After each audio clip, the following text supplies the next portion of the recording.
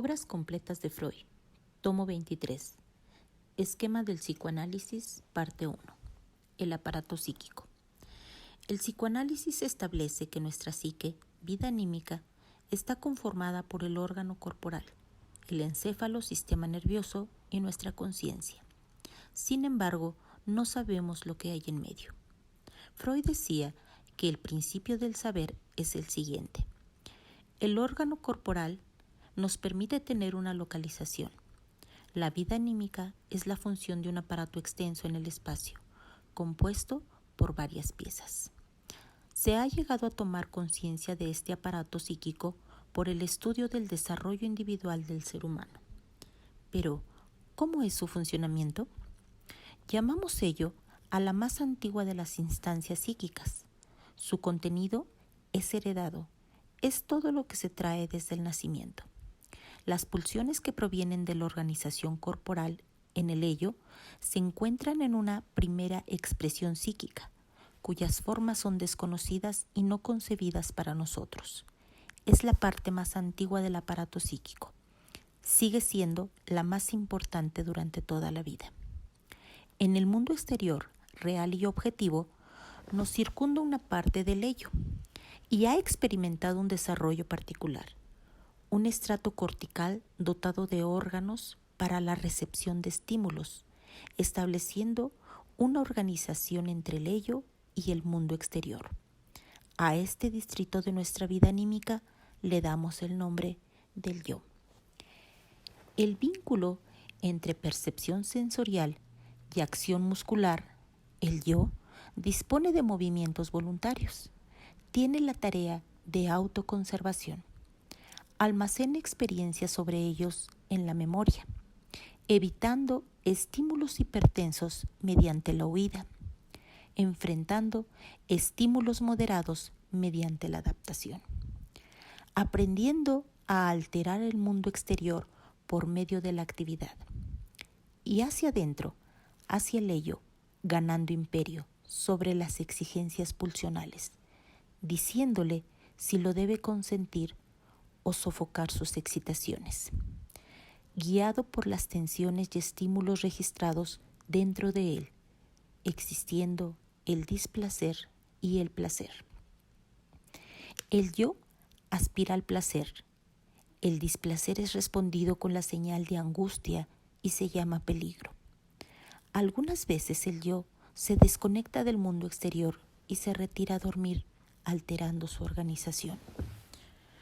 Durante el periodo de infancia, en el cual el ser humano vive en dependencia de sus padres, se forma dentro del yo una particular instancia en la que se prolonga el influjo de estos, surgiendo el superyo.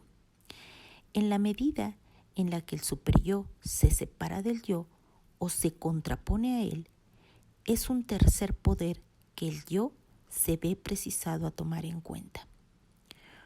Una acción del yo es correcta cuando cumple al mismo tiempo los requerimientos del ello, del superyo y de la realidad objetiva. El vínculo entre el yo y el superyo se vuelve inteligible, reduciéndolo a la relación del niño y sus padres. El superyo, durante el desarrollo, recoge aportes de las personas sustitutas de los progenitores, como maestros, personas públicas, personas idealizadas o veneradas por la sociedad. Pero ¿cómo se desarrollan? El ello y superyo muestran coincidencia en los influjos del pasado. El ello, las del pasado heredado. El superyo, las del pasado asumido por otros. El yo, por vivencias actuales o por vivencias accidentales. Gracias. A continuación le damos el tiempo a mi compañera Connie. Gracias, Angie. Continuamos con doctrina de las pulsiones. Freud difiere que las pulsiones son fuerzas tras las tensiones de necesidad del ello y los requerimientos que hace el cuerpo a la vida anímica y son de naturaleza conservadora.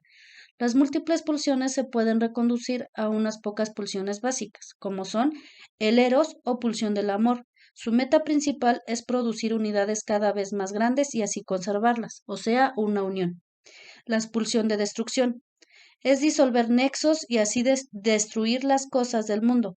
Podemos pensar que aparece como meta última, transportar lo vivo al estado inorgánico. Es por ello que es llamada pulsión de la muerte. Si suponemos que lo vivo vino más tarde que lo inerte y se generó desde ello, la pulsión de la muerte responde a la forma consignada, a saber que una pulsión aspira a regresar a su estado anterior. No se puede aplicar esta fórmula al eros o pulsión del amor, ya que supondría que la sustancia viva fue una unidad viva desgarrada y ahora aspira a su reunificación. En sus funciones biológicas, las pulsiones básicas producen efectos una contra la otra o se combinan entre sí. Así, el acto de comer es una destrucción del objeto con la meta última de la incorporación. El acto sexual, una agresión con el propósito de una unión más íntima. Estas dos pulsiones básicas producen las manifestaciones de la vida llenado a la pareja de contrarios, una atracción y una repulsión, que gobierna en lo inorgánico. Las alteraciones en la mezcla de las pulsiones tiene consecuencias. Un suplemento de agresión sexual hace del amante un asesino con estupro. Un intenso rebajamiento del factor agresivo lo vuelve impotente. La libido es la íntegra energía del eros y está presente en el yo-ello y sirve para neutralizar las inclinaciones de destrucción simultáneamente presentes. Ello es más difícil respecto de la pulsión de destrucción. Cuando aparece el superyo, montos considerables de la pulsión de agresión son fijados en el interior del yo y ahí ejercen efectos autodestructivos. Cuando se almacena todo el monto del líbido dentro del yo, se le llama narcisismo primario absoluto. Dura hasta que el yo invierte con líbido las representaciones de objetos y transpone líbido narcisista en líbido del objeto. La movilidad de la libido es cuando traspasa de un objeto a otro y en oposición se sitúa la fijación solo en determinados objetos. La libido tiene fuentes somáticas y llegando al yo desde diversos órganos y partes del cuerpo y de acuerdo a su meta pulsional se designa excitación sexual y a los más destacados se les llaman zonas erógenas. Con Eros pudimos formarnos una imagen del modo en que la aspiración sexual está destinada a influir de manera decisiva sobre nuestra vida. Ahora le cederemos la palabra a Sara. Gracias, Connie. Continuamos con el tema de desarrollo de la función sexual. A medida que vamos creciendo, pasamos por fases importantes para nuestro desarrollo psicosexual. Nuestro impulso sexual, al que Freud llamó líbido, se centra en una zona erógena diferente en cada fase. Para todo esto, ¿qué es líbido? Es el deseo o el impulso sexual que se usa dentro del ámbito del psicoanálisis, tanto como en la medicina. Para los médicos, se refiere al deseo sexual y consideran que un nivel de libido mayor a lo normal se le considera como una patología, y si es bajo o existe falta de deseo sexual se le atribuye a un trastorno emocional. Para Freud, la libido es la energía de las pulsiones o instintos que dirigen toda conducta sin perder un carácter sexual. La libido, para el psicoanálisis, está vinculado a la energía de las inclinaciones y se refiere a todo aquello que abarque al término amor, dícese padres, hijos o a la humanidad en general. Todos estos impulsos se refieren a las pulsiones de vida o eros, que más tarde añadió otra pulsión que la llamaría la pulsión de muerte o tánatos. Volviendo a la anterior, las 5 fases son oral, fálica, anal, genital y latente. Si en alguna de estas fases hubo una experiencia traumática, podemos desarrollar fijaciones como neurosis, dependencia, adicciones y depresiones. En nuestra sociedad existe la idea generalizada de que la sexualidad se manifiesta exclusivamente en la pubertad o en el inicio de la vida adulta. Pues si bien se reconoce que los seres humanos nacen y viven con un sexo, son asumidos por lo general como asexuados durante la infancia. En el psicoanálisis Con Freud como indicador, él ha planteado que la sexualidad aparece desde el nacimiento y que durante las sucesivas etapas de la infancia, en diferentes, zonas corporales, como proporcionan gratificaciones especiales al individuo, pues están dotadas de una energía que busca placer, como ya lo habíamos mencionado, la libido. Nuevamente, Freud plantea que la sexualidad genital madura es el resultado de un desarrollo sexual infantil que denominó pregenitalidad. Para el psicoanálisis, la energía sexual que realza con placeres específicos algunas funciones vitales como el comer, la regulación intestinal y el movimiento corporal. Solo después de haber resaltado exitosamente una cierta secuencia de esos usos pregenitales de la libido, la sexualidad del niño alcanza una breve genitalidad infantil, que de inmediato se vuelve cada vez más latente, transformada y desviada, pues la maquinaria genital sigue siendo inmadura y los primeros objetos del deseo sexual inmaduro están prohibidos para siempre por el tabú universal del incesto. La sexualidad infantil es un proceso que se desarrolla gradual y paulatinamente y no tiene las características que le damos los adultos. Al hablar de la sexualidad infantil, se pretende reconocer la existencia en esta etapa de vida, de excitaciones o necesidades genitales precoces. Habíamos mencionado 5 fases. Una de ellas es la fase oral, y esta es la primera fase de la evolución de la libido que va de los 0 a los 2 años de edad. Otra fase es la fase anal. En esta se da la evolución de la libido y puede situarse de los 2 a los 4 años de edad. Como tercera fase tenemos la fálica.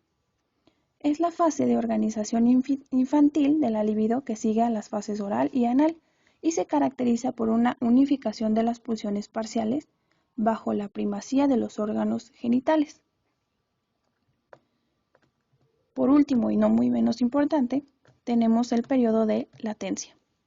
En este periodo se ubica entre la fase fálica y la fase genital y se inicia más o menos entre los 5 y 6 años de edad y es considerado como una etapa en la que se detiene la evolución de la sexualidad, ya que hay una disminución de las actividades sexuales que se desexualizan las relaciones de objeto y de los sentimientos.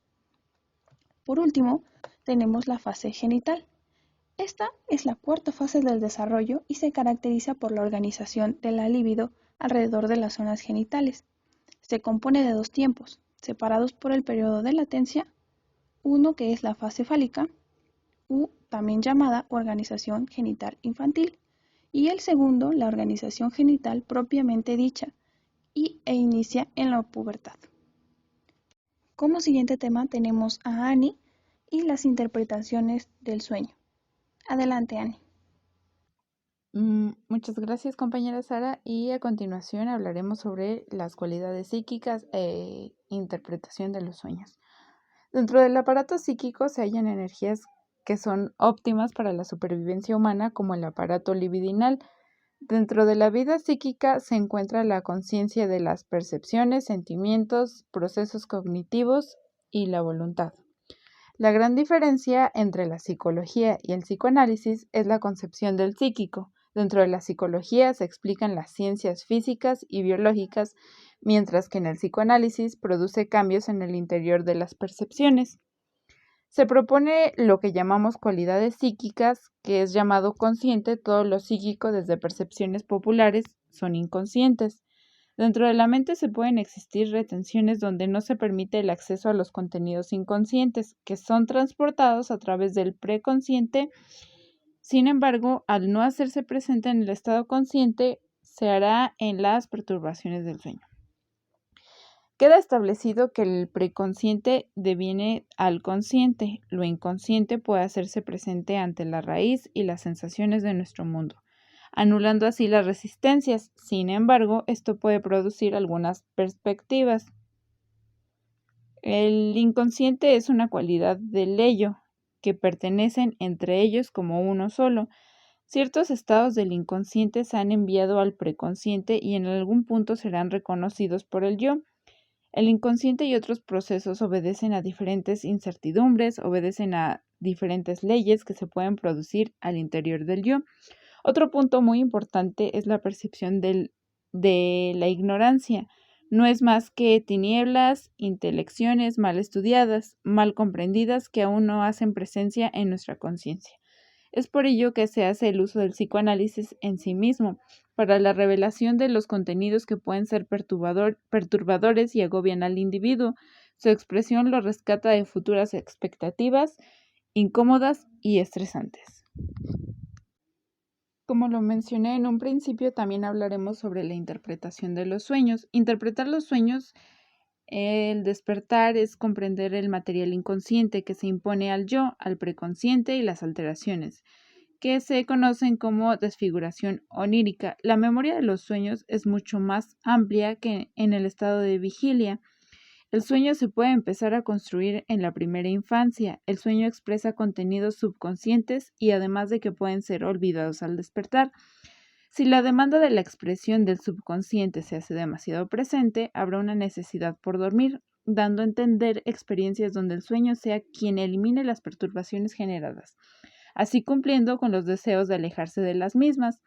Y como último punto, al fracasar en el intercambio del subconsciente ante el consciente, el soñante despertará anulando su sueño, encerrándolo nuevamente en el área del inconsciente de su mente, esperando el momento adecuado para volver a hacerse presente.